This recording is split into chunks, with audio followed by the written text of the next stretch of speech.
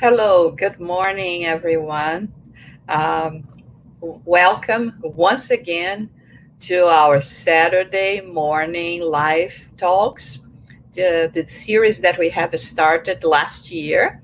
And every week we have a guest that is presenting to us topics related to Spiritism, to our beautiful Spiritism. So today, as always, we are going to be starting inviting you all to join us in a prayer before we introduce the guest speaker for today. And we raise our thoughts, thinking about our celestial being, asking for blessings, protection, and guidance, that we may feel the love and light of our Master Jesus with us, and especially today protecting our dear friend Rudy, that is going to be talking to us. May we be able to learn and to spread this knowledge to bring more peace in the world, more joy, more hope, especially in those times. Okay, so today we have with us Rudy de Souza.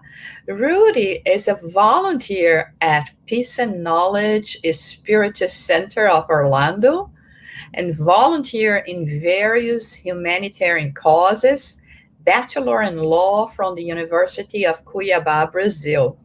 And Rudy is going to present to us a talk related that is named Grieving with All My Heart. Rudy, Rudy, thank you so much for being here with us. Good morning. Welcome. How are you doing today? I'm doing very well. Thank you so much for having me. It is a pleasure being here. Great. So now I'm going to be leaving the screen and leaving you with Rudy. Thank you so much, Usada. Hello, everyone. It is a pleasure being here. Like Shusada said, my name is Rudy de Souza. I live in Orlando. I am a member of Peace and Knowledge Spiritist Center. And today is a little different for me. I'm not really used to speaking to a computer. I usually, when I do speak, I speak to a live audience. So I think I'm going to be missing a little bit of that interaction, but we're going to have that towards the end. Today, we are going to be speaking about grief. And I know it is a hard topic. It's something that a lot of people are not comfortable talking about, right? It's something hard to experience as a person. It is hard to deal with somebody who is going through grief themselves. Many times we don't know how to act or how to react to somebody feeling that way or going through such a difficult and hard time in their lives. So we're going to talk about grieving with all of our hearts. And I think it is important to keep in mind that when we love with all of our heart, right? So we are expressing this feeling through our hearts. We're running this through our souls, bringing it out into the world. And it is important to look at grief the same way. And as we talk, we are going to elaborate a little bit more. And hopefully by the end of this talk today, we will have a better understanding of how to deal with grief. Just as a disclaimer, I would like to say that I am not a specialist in grief, right? I'm still learning. And I am also not a specialist in spiritism. I'm still learning. I was not born in a spiritist family. I came to spiritism about five years ago through a time of hard difficulties in my personal life. So Spiritism found me. I didn't find Spiritism, and I fell in love with the teachings. I got to know God under a different light, and my life has truly changed since that moment. So every time I have an opportunity to share something of what I know to others, it is always a pleasure to do so. But it's important to know that, just like probably many of you, I'm still in the process of learning. And I think that the topic today is very pertinent, and it is very important, right? If we look out the world, the entire world is in grief, right? We're all grieving together. It's a collective grief. And it has a lot to do, obviously, with the pandemic, but it has to do with the moment of transition that we are all going together as a planet, right? And Spiritism teaches us that when a planet is getting ready to transition from one type of globe to another, one kind of world to another, there is a moment of great trials, especially when we are going from a world of trials and expiations, which is the case of Earth, to a world of regeneration, which will be our next step. So during that process, there's a lot going on, and there's a lot that has to take place in order for us to make that jump. Because usually when we are all developing spirits in a world, because we both evolve, but sometimes we evolve separately, right? So for a long time, spirits are evolving and transitioning from one world to another. But there comes a time where those two intersect, and not only the spirits, but the world itself transitions into a different kind. And this is what we are doing now. We're all getting ready to do it together. And during those times, it is important to get as many spirits ready for that transition as possible. And that's why we see a lot of trials going on, right? If you look out the world, we see that there's wars and natural disasters, and it's all taking place at once. And it feels like we can't catch a break. Once we leave one, we fall into another. And the biggest of them lately is undoubtedly the pandemic, which is causing a mass disincarnation. So there's a lot of people leaving the planet at the same time. And with that, there's a lot of people staying behind and suffering with the loss of those loved ones. So with that in mind, I think it is very important to talk about grief, to understand the process of grieving, what is all involved, and how we can better help each other through this moment, right? In normal times, we can always count on somebody else to help us, but in times like this, it feels like everybody's going through the same pain at the same time. So how do we deal with this? Right? How do we help each other? And when I think about this, I think about a fable. I'm not sure if any of you have known. It is the fable of the long spoon. So it says the story that a man was sent to this palace, and it had this beautiful banquet, and everything looked so delicious. So when he was getting ready to eat that delicious food, the spoons were too long. And as the people in the banquet tried to feed themselves, they couldn't reach their mouths. So that led to rage and anger.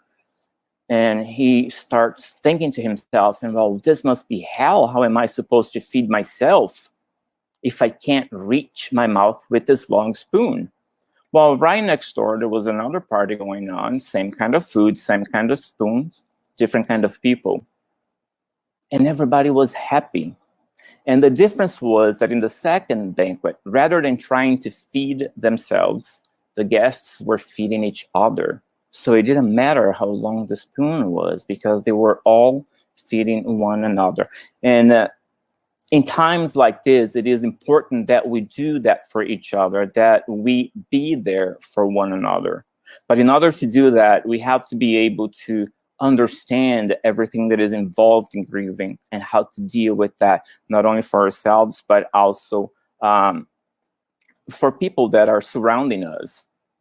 And before we speak about grief itself, I would like to talk about something a little different. I want to talk about love, right? Because it is very important for us to understand love and creation and how we evolve and grow as spirits, understand a lot of the key concepts of Spiritism in order for us to better understand and deal with grief. So if I were to ask you what God is, probably many of you who understand Spiritism would say, well, God is the supreme intelligence, creator of all things, right? It's the definition that we have in the Spirit's book. But in a more simple way of defining God, in a way that everyone would understand, if I ask you what God is, the simplest way of defining God is love, right? And love is something that everybody can understand. And when we think of love, so not only God, the reason of our existence is all love, right? There are different kinds of love. Love is not only that intense feeling that somebody who is passionate about somebody else feel towards each other, right? There are different kinds of love, different levels of love. There is love for a pet, love for a job. There's love for nature, love for a friend, love to your spouse, your kids, right? So love comes in all different kinds of shapes. And that is important to understand because depending on that kind of love, we feel it with a different intensity, right? The love that I feel for my pet is different from the love that I feel for my spouse, even though I love both of them, but they are still differences. And when we look into Spiritism to get some answers, I would like to bring your attention to the book. This book, it hasn't been translated into English. It could be translated as The Comforter or The Consoler. And on question 322, the author asks, is there a gradation of love within the visible and invisible manifestations of nature? And the answer is undoubtedly, right? This gradation has always existed, as gradual is the position of all beings in the infinite scale of progress. So it's important to start understanding what this means. So if we think about everything that exists in the universe, from the smallest to the biggest, there's a lot of difference between them. So those are the scales of love as well. It varies immensely. So in the expressions of animal life, we observe love in everything, in infinite gradations, from violence to tenderness, in the manifestations of the irrational. And then in humans, love presides over all their existential activities in family and society. So when we're talking about animals or the irrational, and we see the expression, love exists in everything, in all gradations, from violence to tenderness, it's hard to associate violence and love, right? So what we have to think is to look at it in a different way. So it's not saying that violence equals love. What it's saying that sometimes animals react in violent ways because of love. So one easy way to understand this is to think of a lioness, right? A lioness, when it has its cubs, it shows tender love, right? It cares for the cub, but it also has to feed it. And comes a time that that lioness is going to have to hunt. And that is the violence. And that happens why? Because in this case, it's doing for love of its cub. It has to teach it how to fend for themselves. But as you start to evolve and you get to humans, we start to rationalize love. We start to understand love in a different way, right? And if you look at all the ways that our society is formed and how we interact with others, with our community, everything can be linked to a certain level of love. And it's hard to think about this, but when we look at humans, sometimes we think that some of us behave like irrational animals, right? We do awful things in the name of love and faith, right? If we look out in the world, there are many wars that are done out of faith, out of love for God, but obviously it is a misplaced kind of love. It's the wrong understanding of what love really is. And when we look out in the universe, right, there's love in everything. And this is just a little excerpt of that answer because it gets into a lot more details. It says that you can see love from the smallest particles into the biggest ones. And when you think about that, so when we think about the formation of planets, the formation of solar systems, right? It's one tiny little particle being attracted to another one, being pulled into another one, which is exactly what love is, right? Love is this force that pulls us one to another. And we can see that even in the cosmic dust, when one little speck of dust starts to pull itself towards another one, and with time they start to grow and grow and grow, and before we know, there's a planet, there's a solar system, right, in front of galaxies, and we expand into clusters and we expand into the universe. So if you really think about this, the entire existence of the universe came out of the expression of love from God. So it's important to understand love so we can understand other things, because love is this strong force that enables us to do things, right? Paul wrote in the Bible in Corinthians 13:7, which Corinthians is a beautiful book, right? Especially Corinthians 13. But I just want to focus on a little piece of that. So love bears all things, believes all things, hopes all things, and endures all things. So when you look at this and you say, okay, so you're telling me the love bears all things and believes all things and hopes all things. So love is kind of naive, right? But it's completely the opposite, right? Love is strength. It's powerful. It enables us to do great things. And one easy way to understand this, the power of love and how it actually acts in our lives, think of a mother, right?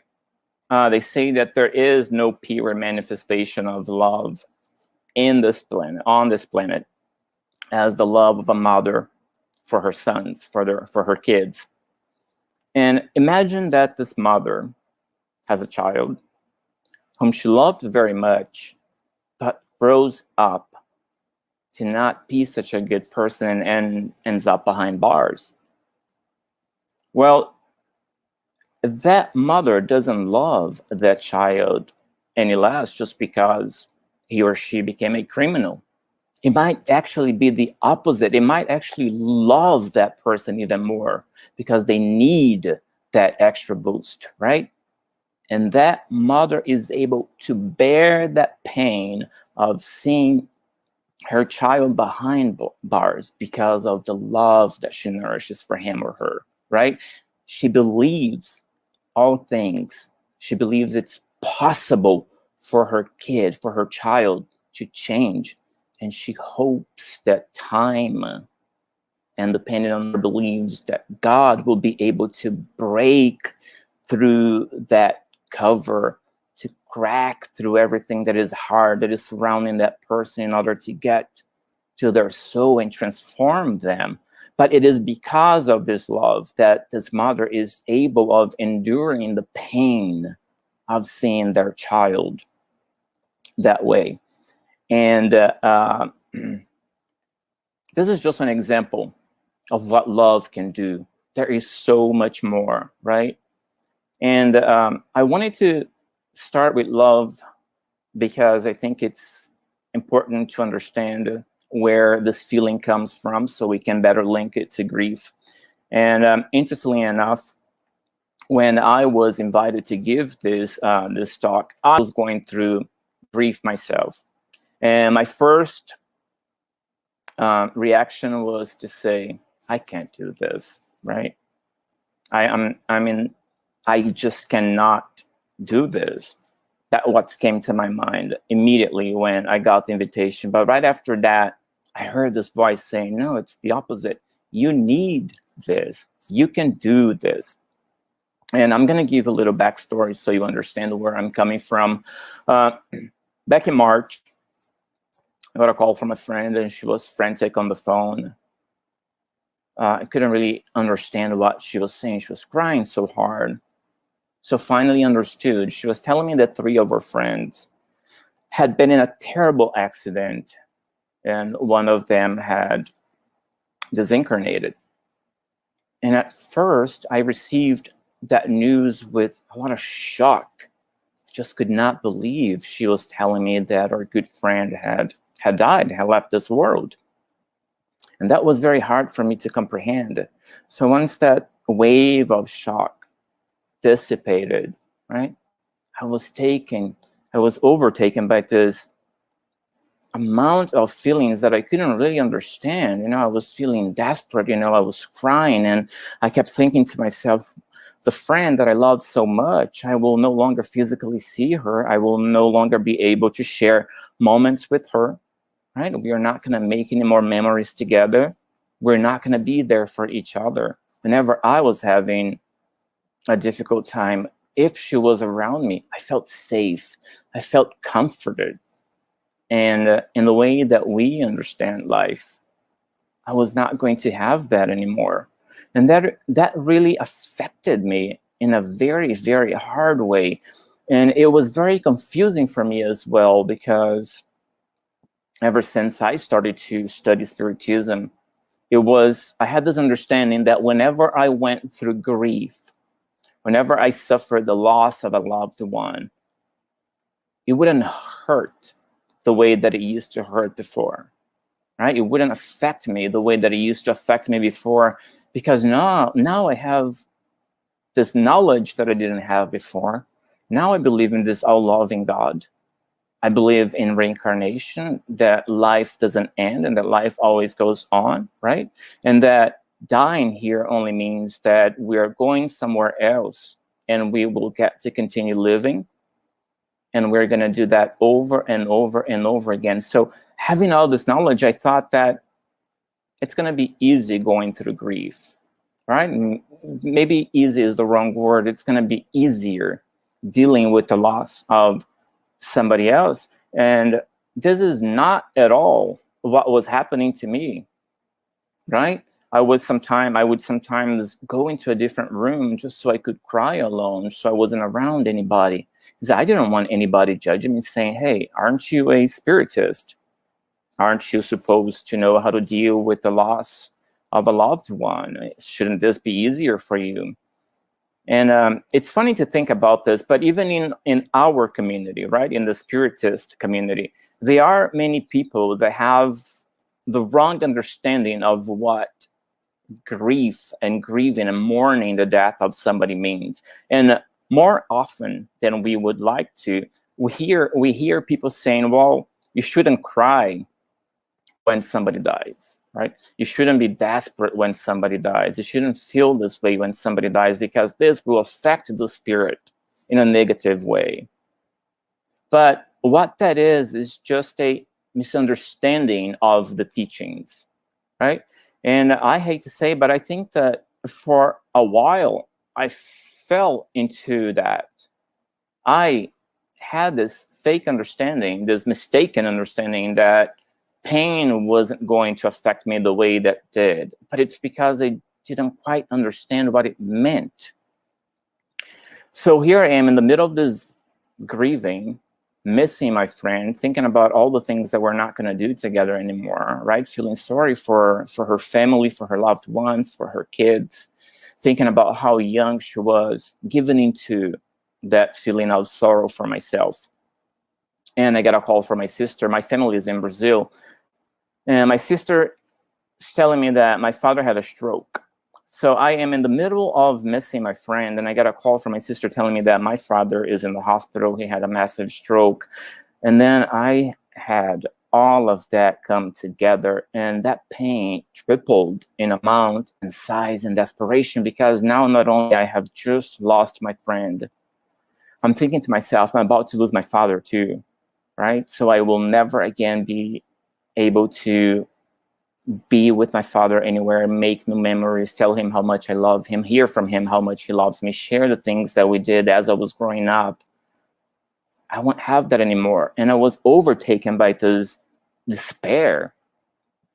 So immediately I booked a flight to Brazil, and this is around May now. And when I got to Brazil, it was almost like I had jumped from a frying pan into a burning bonfire, because they were going through one of the waves of the pandemic without any vaccines and a lot of misinformation. So people were also not taking care of themselves and taking precautions. And I hadn't experienced anything like that until I got there. Here was different, right? We heard about a lot of what was going on with the pandemic, but it's almost like it's been kept behind curtains.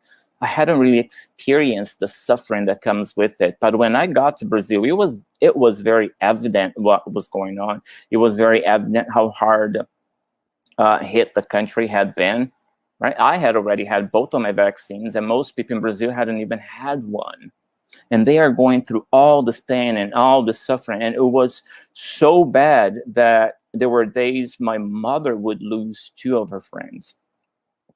So now here I am, I'm filled with grief. I decided to go to Brazil because I want to comfort my mom and I want to comfort my family. And I found myself not able to do any of that. I felt like I was just piling up all this grief onto myself. And I started to question a lot of things. So in the middle of all that, that suffering and that pain and that confusion of not being able to console my mother, and I could see that she was trying to console me, but we weren't really able to do that for one another. So I decided to pull out the Spirits book, the audio version. Now, mind you, my parents are not Spiritists. They've never studied the doctrine, the teachings, and my father for the longest time didn't even believe in God. So now I'm trying to share this with them because I thought it was the easiest way to console them and to console myself, was to immerse myself in the teachings of Spiritism and see if I could get the answers for all these questions that I had. And as we started to listen to the book, and we did that quite a lot. My parents, they live on a farm, and there wasn't anybody there. It was just the 3 of us. As we are listening and talking about the teachings, I started to get the answers for many of the questions that I had. And I started to find myself in a place of peace and calm. And then it all made sense to me. You know, the comfort that comes from the teachings of Spiritism, how we are able to find comfort and also able to console somebody else with the things and the knowledge that we have from the doctrine.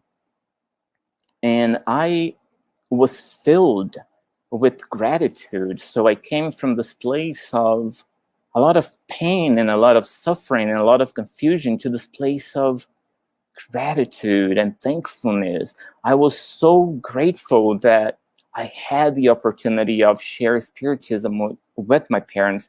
I was grateful of how well they received it, and above all, how much my father loved it. Somebody who never really believed in anything, right? For my father, nature was God. And once we closed our eyes to this life, that was it. And here, this man that was in a certain way faithless towards God just soaking up all of this and really interested in learning. So out of my biggest pain, I had one of my greatest joys, and that was given to me through Spiritism. And many of the questions that I had, right? So questions like, why does grief hurt so much? Or does everyone grieve? Do spirits grieve, right? Is there a right and a wrong way of grieving? How long should it last? And what should I say to a grieving person, right? What can we say to somebody who's going through this kind of pain? And what does Spiritism do for those who grieve, right? For somebody who's going through the pain of losing somebody. And it is important to, I would like to note something here too.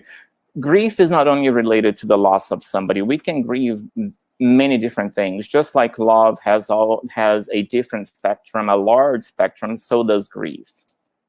We can grieve the loss of a job. We can grieve the death of a pet. We can grieve the loss of our spouses when we get a divorce, right? So, and obviously we grieve the loss of people who are dear to us, whom we love very much, and this is the hardest type of grief. But it's important to understand that people go through different types of grief as well.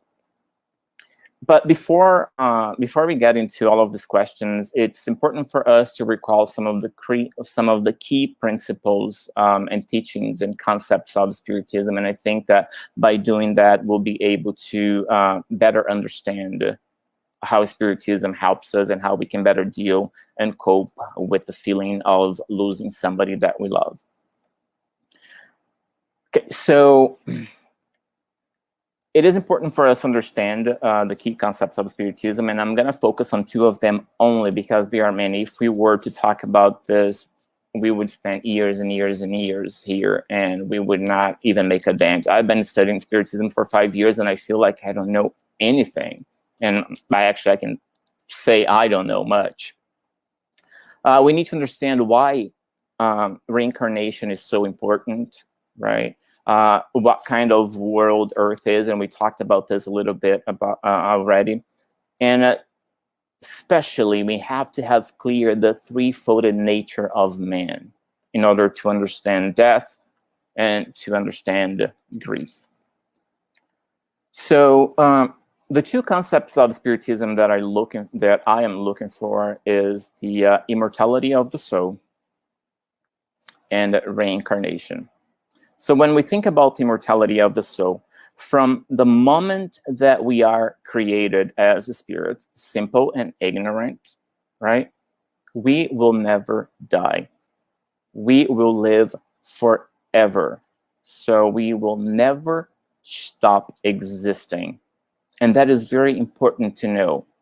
From the moment we are created by God through all eternity, we will never stop existing. And that is a great comfort to know that life is all there is, right? And why is reincarnation so important? So if we are already created immortal, if we are going to live forever, and we are created by this supreme being that is all love and all intelligence, why do we need reincarnation? Why is it important to go somewhere and experience life in matter, right, in the flesh? Well, reincarnation serves a great purpose because it teaches us, right? It gives us equality and equity so we can learn. It gives us the tools to learn for ourselves, right? So we can value things. So we truly, truly understand what it means to be alive, what it means to have life. If we were created and given everything there is to know, what would the purpose of life be, right? I find this very interesting because I hear people all the time saying, well, what is the purpose of life? And that to me is very clear, right? The purpose of life, I never doubted what the purpose of life is. And that actually became clearer to me once I started to study Spiritism. And I'm not getting this from any book or any teachings, so this is something personal, right? So I'm sharing with you how I see the purpose of life. I think that the purpose of life is to love, to learn, to evolve, right? We are created to learn, to evolve, and to get to know creation itself. And that takes a long time, and that takes a lot of work, right? It takes all eternity to do it. So we never really stop learning and experiencing different facets of life in the matter, or life as a spirit. And it is through reincarnation that we learn how to relate to one another. We learn our virtues, and we learn how to rid ourselves of the vices that we have. And it is through living one life after the other that we start to add to us all the layers that we need to start developing as a spirit. And one way to really understand this is think back when we were talking about the creation of the universe, right? That one particle is attracted to the other, and they start to come together to form a planet. So imagine that the spirit works the same way. So we are created as a little speck, and we start to add speck and speck and speck after that to those layers. So let's imagine that each one of those little specks is a life that we live, right? And every time that we add a little bit to us, we start to grow. And so our purpose is to grow from a little speck into a planet, into a solar system, right? To a constellation, into a galaxy, into a cluster, into a universe. So there is a universe of growth awaiting for us. And that takes time, and that takes a lot of work. If you think in terms of a planet, Earth is 4.5 billion years old, and it's just now changing from a world of trials and expiations, which is the next topic here, to a world of regeneration. So it takes a lot to do that. We can't do any of that in one lifetime.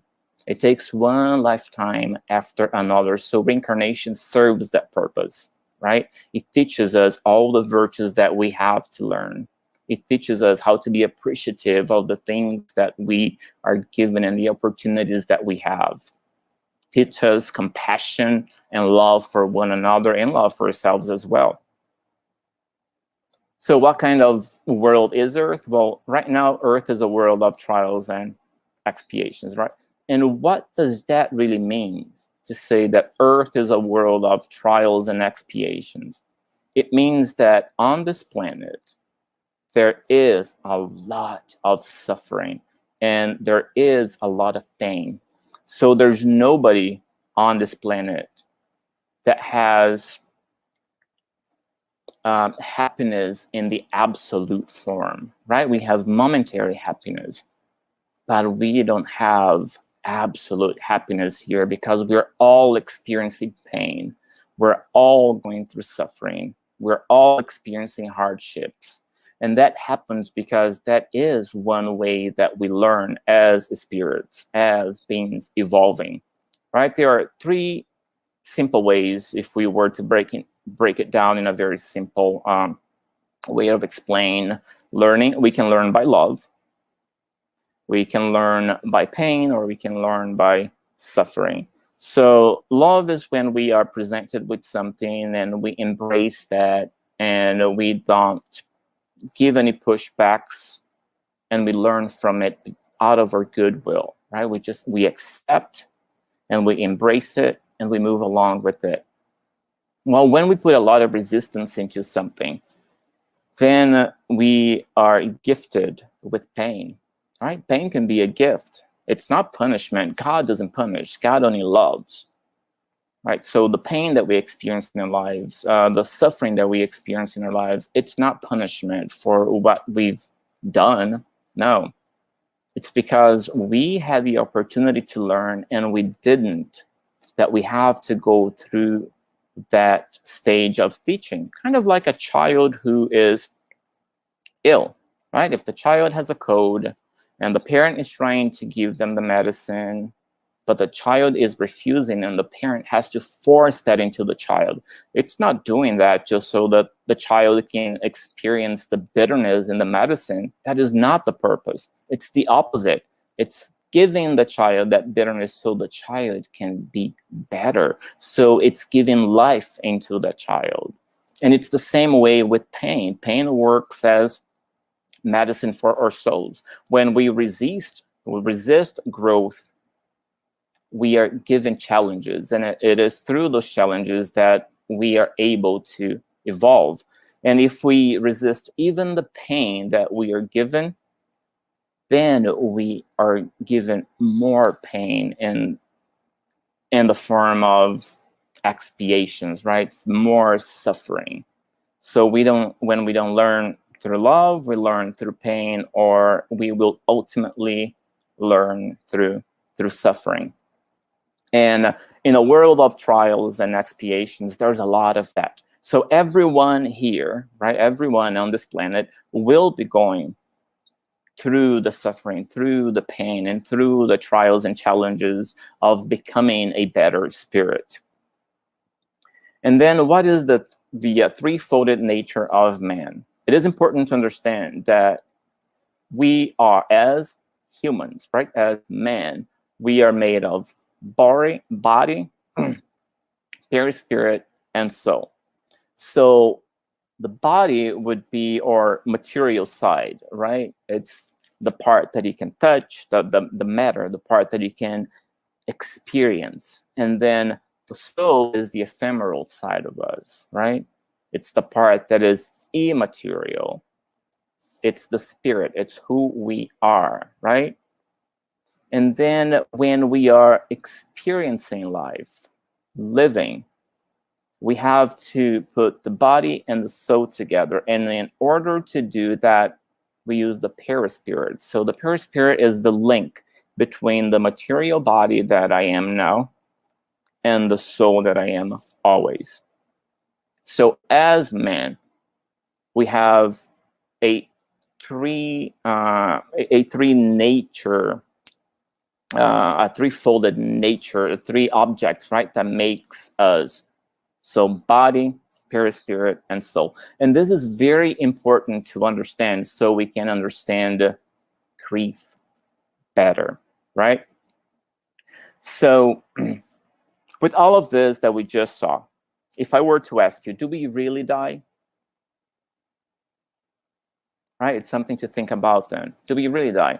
Well, if we have been studying Spiritism, and if we are a Spiritist, our first instinct is to say, no, we don't die, right? We live forever.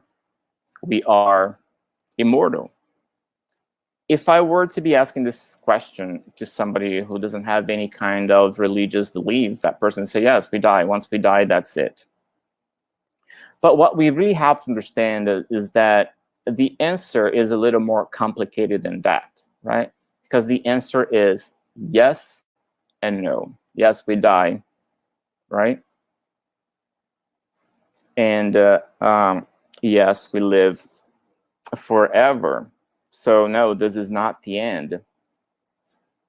And when we look at the threefolded nature of man, that becomes very clear. So we know that we have a material side and we are a spirit. Well, the material side will die. So that will come to an end. And when we grieve, that's what we're grieving, right? We're grieving the person. We're grieving the body. We're grieving the experience that we had. So I, spirit, live forever. I will never stop existing. But the person that is talking to you today, so Rudy, the person I am now, this person has an end. This person will die. So this body will one day stop to exist, right? So the stories that I lived, the people who I related to, the places that I've visited, and the life that I built. So all of this will come to an end. One day I will die and I will stop to exist. So I will no longer be making more memories as Rudy de Souza. I will no longer be looking at the world the way that I look at the world now, right? So this will certainly end. And when we grieve, that's what we're grieving. We're grieving the death of the person. And this is something that I was missing when I was grieving my friend, right? I forgot that the reason why it hurts so much, it's because she really stopped existing in this life, right? So that body, that spirit used to be who it was here, that body is gone, right? It has been laid to rest. So we are not going to be making memories together anymore as myself and her in this lifetime, right? I'm not going to have her physically next to me again. Whenever I have a challenge here, she's not going to be here to comfort me. We're not going to have conversations. We're not going to laugh together anymore, and we're not going to cry together anymore as people, as humans in this lifetime. So that chapter has come to an end. And when that happens, that hurts, right? Because we miss that physical contact. We miss the person. All that love that I had inside myself that I used to direct to her, I can't do that anymore. Not physically speaking, right? I can think of her spiritually. I can remember the things that we did together, you know, the memories that we created, but I can't experience a hug, right? She can't wipe my tears. She can't comfort me or console me in the way that she did as a person. And this is very important to understand. Death is real, right? It's real for the body. It's real for the person. So death is real to me. One day I will die. I, spirit, will never die. The memories that I made, my story, that will live on, right? It will continue to add layers to who I am as, or to what I am as a spirit.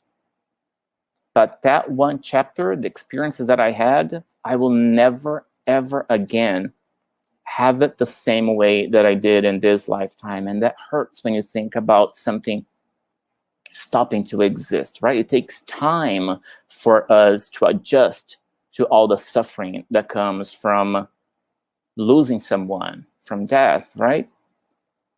But once we have this clear, it's easier to understand why grief hurts so much, right? Why it takes a long time for us to get through all of this.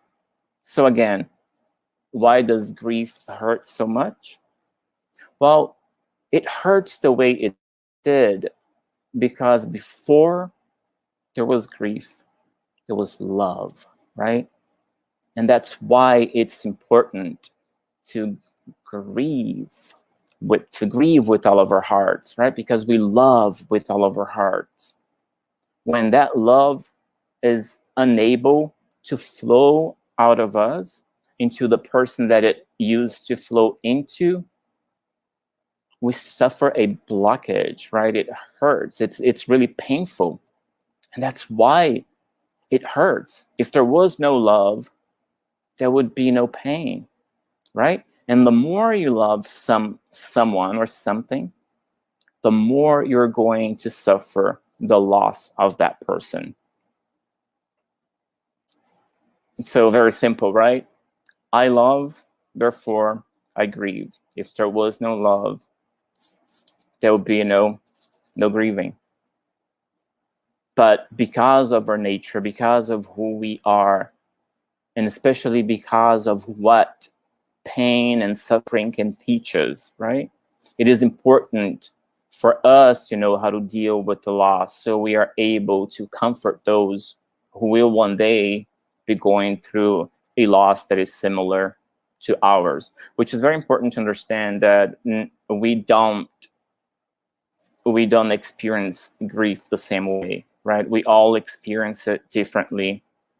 And it is very important to know that somebody going through a process of grieving someone or something, for that person, that pain, that loss is the worst thing there is in the world, right? Because we're not experiencing it through their eyes, we don't see it that way, but it's important for us to understand that for the person suffering the loss of a loved one, the loss of a child, the loss of a parent, of a friend, that pain they're suffering at that moment, it is the worst pain there is in the world.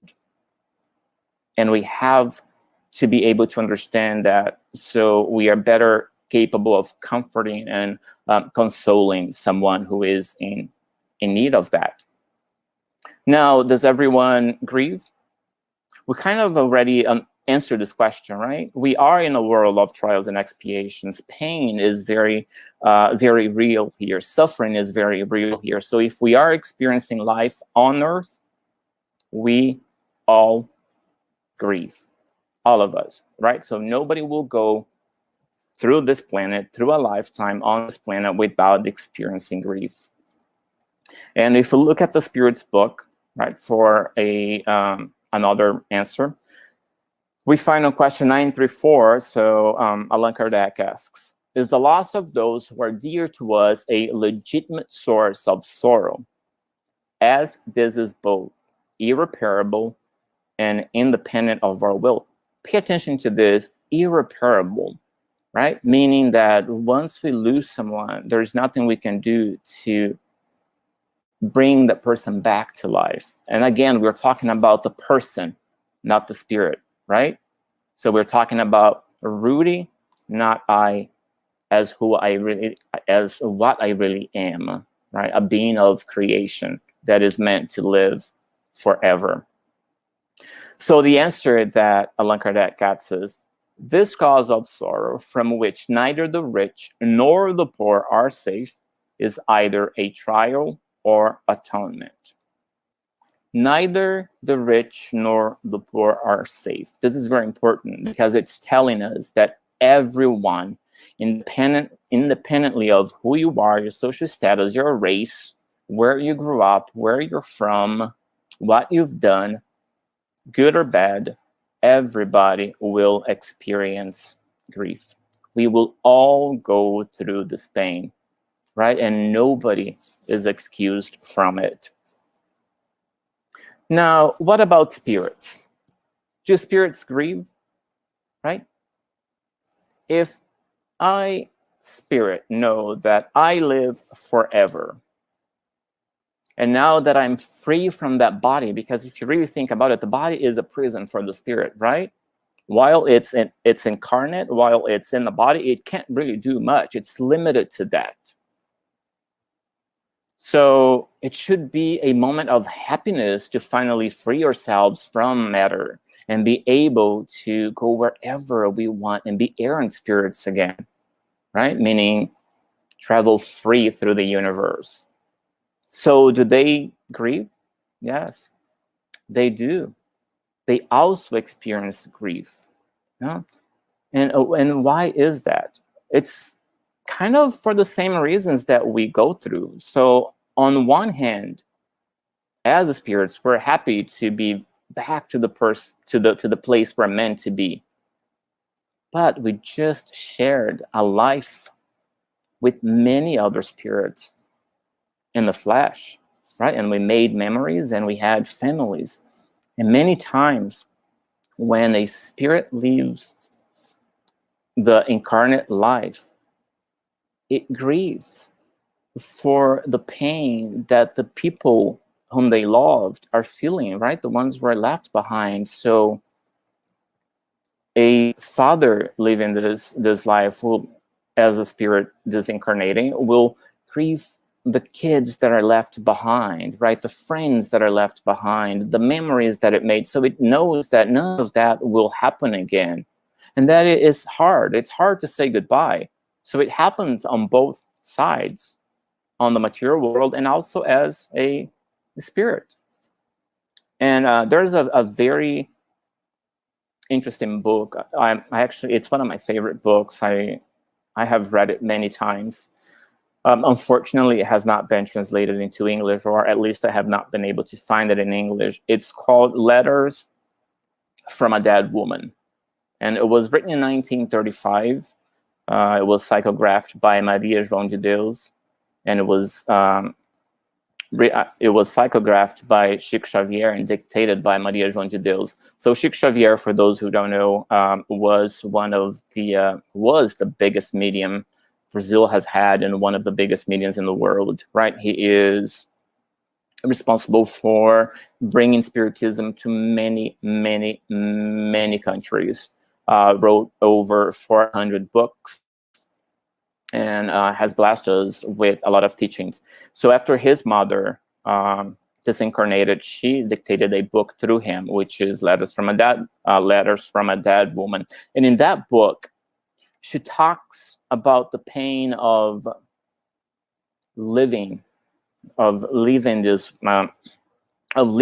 world. She talks about the pain of disincarnating, finding herself in a spirit, and not being able to comfort and console her friends, right? She talks about feeling all the love that everybody was expressing to her during the services of her funeral. She talks about the experience of being on the other side, but above all, she talks about how difficult it was for her to leave her loved ones behind, especially her smaller children. When she died, Chico Xavier was 5 years old, so she had very, very small kids, little ones that she left behind, right, with her husband to take care of 9 kids. So it was very hard for her.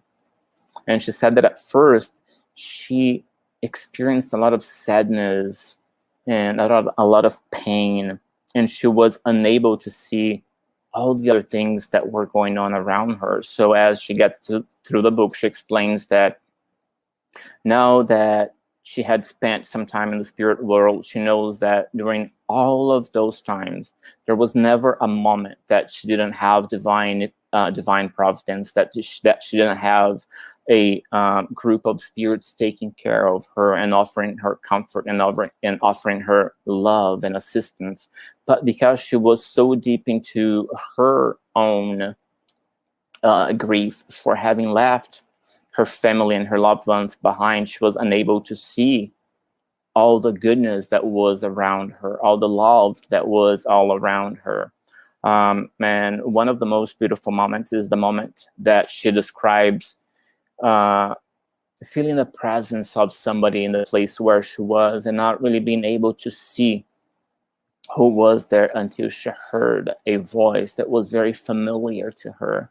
And when she turned around, she saw her mother materializing to herself. So the spirit that had been her mother on this planet came to her, right?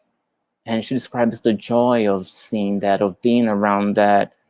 And so she says that her mother looked at her and said, "Come, Maria, come to my arms and rest your spirit. Let me wipe your tears and bring you peace and bring you comfort."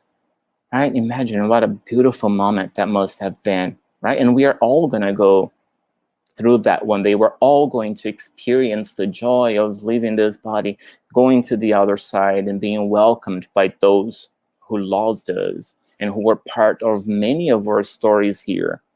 But that doesn't mean that goes without pain, right? But we have to work through that pain. And the same way that it happened to her in the spiritual world, it happens to us here. Sometimes we are so immersed in our grief and in our pain that we are not able to see all the good that is happening around us, right? All the gifts that come from that pain. And many times we are actually unable to understand why it is that we are going through such a pain and such a loss. And that has to do with the fact that it's because we had that much love, right? It's because that we had that much care. That's why it hurts so much. So not only us in the material world, but us in the spirit, we all go through this pain. And the more we understand this, the more those things are clear to us, and the reasons behind them, we are able to console and comfort each other, right? Now, what about how we should grieve? Is there a right and wrong way to grieve, right? How long does it last? Is there like a certain number of months or years that we should allow ourselves to go through that pain? And what should we say to somebody who's going through that experience right now? Well, the first thing that we have to understand is that there is no right and wrong way to grieve, right? We all experience it in different ways. And it is important to understand that and to have it very clear, because the experience that I will have from grieving the loss of a loved one will be completely different from the experience that you might have from going through the same loss. And if I'm able to understand that, if that is clear to me, I will be better able to accept your pain, right? A lot of times we have this concept, and I guess you could say that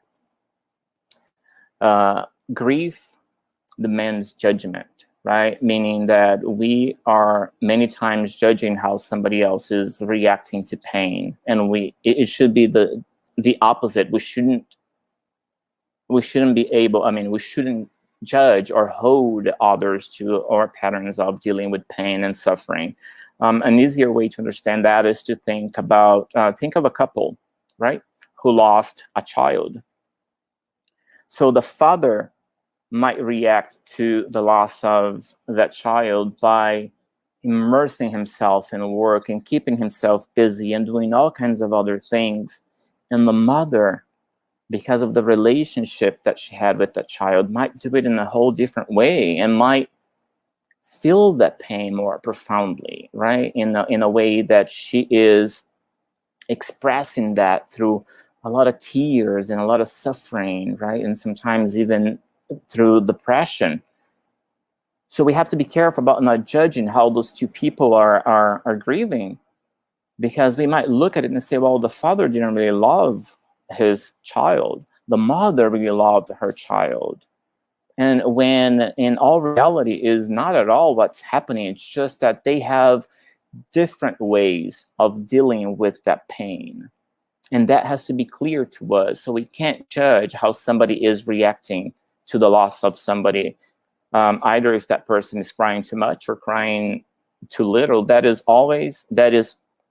only a misconception of the way that we are looking into that, because we really don't know how that person is feeling inside or how that is really affecting that person, right? So we all do it differently. And there is no set time as to how long we are allowed to grieve. It happens differently to different people, right? Some people are better about dealing with this and accepting the loss of somebody, and others are not. And some people will never stop grieving. They will grieve for as long as they are alive.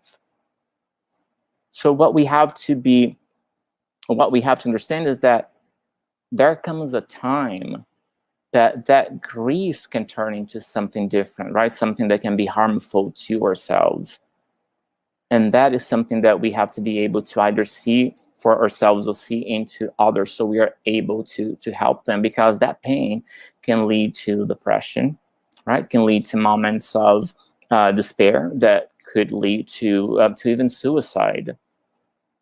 But if we are able to see that into somebody else, on other people, sometimes we're able to help them through that, right? And what should you say when somebody is going through a moment like this, right? How can you comfort them? How can you console them? Well, there's really no right answer to this, and it varies from person to person, right? First, the few things that would work for everyone is as a friend, as somebody who cares, right? You can offer your presence, you can offer your friendship, you can offer your understanding, your compassion, your love, right? You can just let the person know that you are there for them, whether they want to talk, whether they just want you to sit next to them, right? So they feel a presence of love. whether they want you to wipe their tears or even if they just want to be alone. We have to be able to respect those moments of pain, right? Some people, when they're experiencing pain, they don't like to be around other people. They don't like to talk about their feelings and their emotions, and we have to be able to understand and respect that. But the one thing that we can do for everyone is to let them know that they don't have to go through that alone, that you are here to help them through it without any judgment, just with a lot of love, right? And we offer that compassion according to the way the person going through the loss is willing to receive it. And it has to be free of judgment, and it has to be filled with love, right? And as a person who is going through grief, we have to, first of all, have clear in our minds that crying or feeling sad or having moments of desperation or not being able to get through your day for a long time, that doesn't mean that we are weak, right? It doesn't mean that we are not capable of overcoming that challenge. What it means is that before all of those feelings, there was a lot of love that used to be directed somewhere, and now we cannot give that love physically in the way that we used to do before. And that will have a great impact on us, right? And will leave us sometimes desperate. But another thing that we have to keep in mind is that there will come a day, 2, 3, 6 months, 2 years, right? That we are going to be able to find gratitude again. And it's not forcing gratitude, right? It's not forcing gratitude out of your self while you're suffering. And it's not gratitude for the person who died, because there is no gratitude in death, right? There is no meaning in death in the way that some people perceive it. But there is gratitude in the experience, that is gratitude in the person that left, right? So we can be grateful for the life that we got to share with that spirit, the experience that we had with that spirit in this lifetime, the memories that we made, the laughters that we shared, the tears that we wiped for each other, right? The moments of comforting and consoling one another through difficult times. That's where the gratitude is. And that will come when the time is right. That will come when the pain has given away to a place where it doesn't hurt as much. That doesn't mean forgetting, right? We never forget. We will always remember those who were important to us. But it makes easier for us to deal with the absence and focus on the memories, right? On the moments of joy, on the moments that brought us happiness, right? So I have to focus on the gift that I got to be the father of John, right? The spouse of Mary. So these are the things that will one day start to fill our hearts, and then we'll be able to find meaning, right? To give ourselves different purposes, different meanings. And there will come a day where we will be able to honor the memory of that person and the existence of that person, or the life that we got to share together. And that can happen in many ways, right? How many charities are born out of pain? How much good is done in the world, right? Out of the death of somebody. Because it comes a time where all that love that he used to direct and to funnel into that spirit, into that person, you can't physically do it anymore, but it has to go somewhere, right? So what we do is, in order to honor them, to remember them, to cherish them, we channel that love out into the world, and we do great things for many people, right? If we look out and see all the charity warriors out there, all the people doing good and fighting for a cause, many of them, behind that act of kindness, behind that work they are doing, there is a story of pain, there is a story of suffering, but they were able to allow themselves to feel that grief with all of their hearts, right?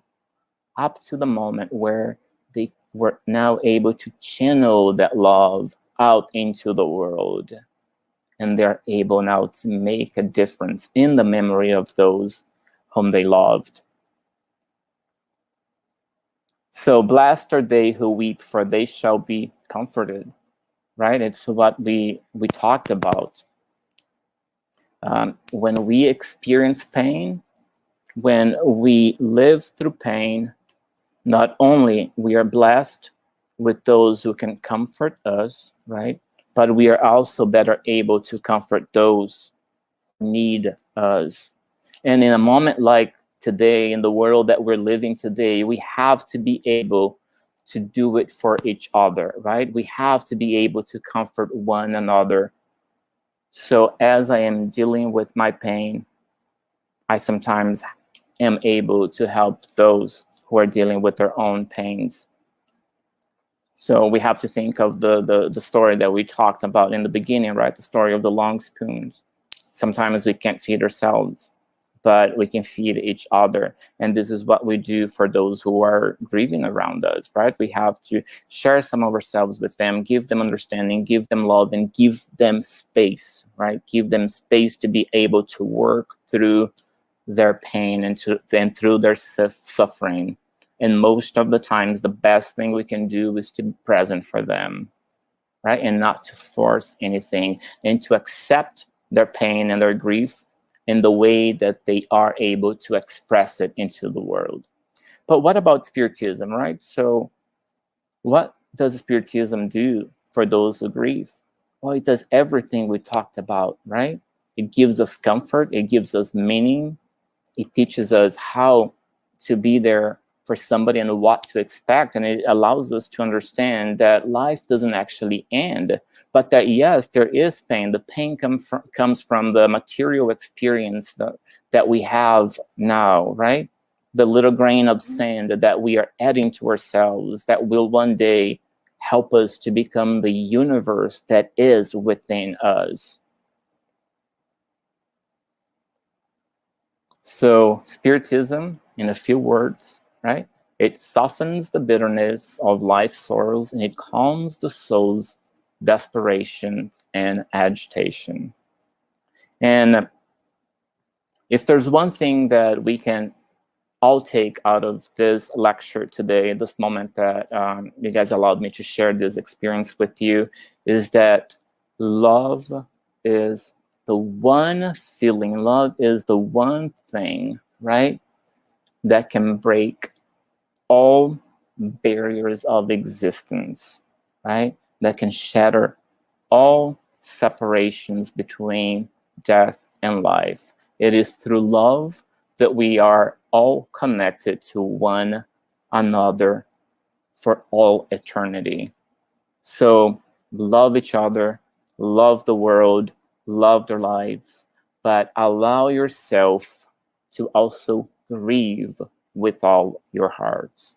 I hope you have enjoyed the talk today. It's been a pleasure being here. You have a wonderful weekend.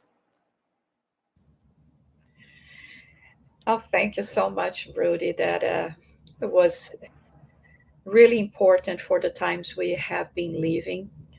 And although we know that loss and pain in this sense has always been present in the world, nowadays in a more collective way, we are all feeling this so much, and even the energy of the pain and burdens that each and everyone have to go through. We have one person that was actually following us today here, Paula. She mentioned about the passing of her husband and how hard it was for her to cope at the beginning, and now thankfully she has the understanding of spiritism, and she's capable of feeling the presence of her husband next to her, of even receiving some communication from him, which is actually great. And so thank you so much for also for sharing your own pain with us. Like you said, we cannot look around and believe that there is someone that is not going through something. And there are so many different types of loss that we all can be experiencing in this moment, that can be as important as well, and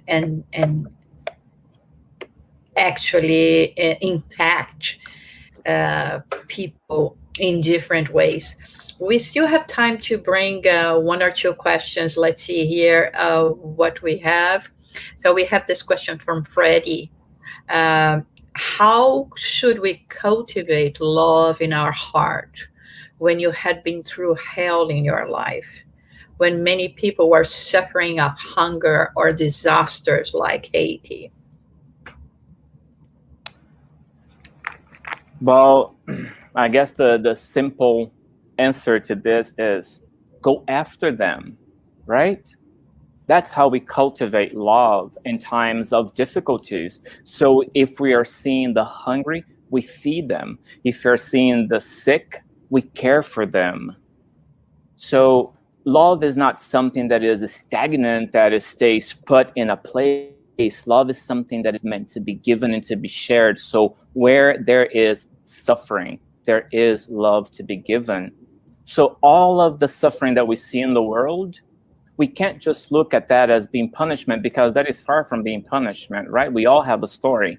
And we can't look at our lives as being this one life only. There are a multitude of lives behind, and we are all here learning the lessons that we need in order to progress. So maybe being hungry, being cold, or going through suffering, or being a person who lives in a place where war is very prevalent, is the lesson that I need in order to continue progressing as a spirit, so I can one day, evolve enough to know God as the creator, as God is really meant to be known, because we are still far from that. So Freddie, what I have to tell you is, wherever you see suffering, wherever you see famine and things that, show pain and despair, you go there and you plant a seed of kindness. You bring food to those who need, you give shelter to a homeless, you visit somebody in the hospital that doesn't have anybody to take care for them. So those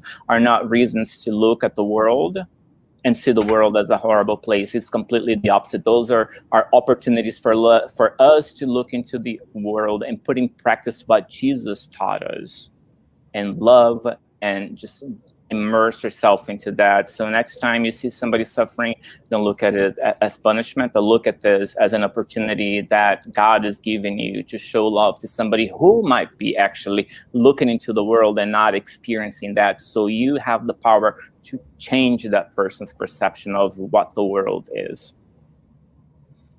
That's wonderful. And while you were talking, I was remember that passage, from Jesus, that some people came and asking, to help and to be with Jesus. And he said, whenever you are doing something for your brothers and sisters, appeasing their hunger, and covering them, all of that, you are doing this to me. So sometimes we want so much to connect with Jesus, and with the good spirits, with the good things, with the higher levels of life, and we forget that the best way for us to do that is through service, is through really caring for our brothers and sisters. We have one more question, so let's bring this one from Adriana. How to help a student who lost a mother and has a different religion? Well, that is a hard thing to do, right? because one of the ways that you can comfort and console somebody is to focus on the spirituality. But if somebody doesn't believe in God or doesn't have a religious background, that becomes a little more difficult. So what you can do is be there for the person, right? So you don't focus on what you would with somebody who has religious beliefs, but you focus on the person themselves. So you show that student that you are there for her, that you are not just a teacher in a classroom, that there's more to you than just that you're not only there for 4 or 5 hours a day to coach her through some knowledge and through some stages of life, but that after the classroom, you're still present in their lives. Because what children or people that are suffering need is love, right? Need kindness. So you have to show that student that you really care, that you are there for her. So let her know that you are available at any time. It doesn't matter what time it is, 1 a.m., 3 a.m., 5 a.m. If she needs somebody, and if she thinks that you are the only person that can give that to her, make yourself available, right? Charity, comforting, loving, kindness, there is no time for that. We're not on a clock for any of that. We have to serve when the opportunity comes, and the opportunity will knock at any time of the day. So what I can tell you is, let the person know that you are present for her, that the world is not going to be a bitter world because she lost her mom or he lost his mom, but that there is still love to be given, there is still love to be found, and you can help them by sharing a little bit of your love with them. And just being present is the biggest thing you can do in a moment like this for a person who doesn't have any kind of religious or faith background. Thank you so much. So now we came to the end of our presentation today. And again, we would like to thank you, Rudy, for bringing such thoughtful, such a thoughtful presentation to us today. I'm sure it is going to be helping all of us in this process. We have been receiving so many comments. Thank you as well for this talk. And we would like, if it's possible, for you to do the final prayer for us. Absolutely. Thank you so much for having me and for inviting me. It's been a pleasure. Dear Father, thank you for the opportunity given to all of us to share together this moment of knowledge and growth and understanding. May your love inundate our souls and help us through difficult moments of pain, moments of sorrow, moments of sadness. And above all, Father, give us the understanding and the gift of seeing all that is good that can be extracted from what we perceive as pain and suffering. May we be able to pour out of our hearts love into the universe, and together we'll walk to a better day. Please bless all of us here and all of our loved ones, and pour your loving and healing through our world that is now going through a moment of transition, but that will lead to a much more beautiful and better tomorrow. And so be it. So thank you everyone for being with us. Remember that next week we will continue with our program, and we will have our dear friend, host of these presentations as well with us, that is Glaucio Pessoa. He's going to be talking about spiritual music. So it's going to be a very interesting topic for us all. So thank you again, and see you next week.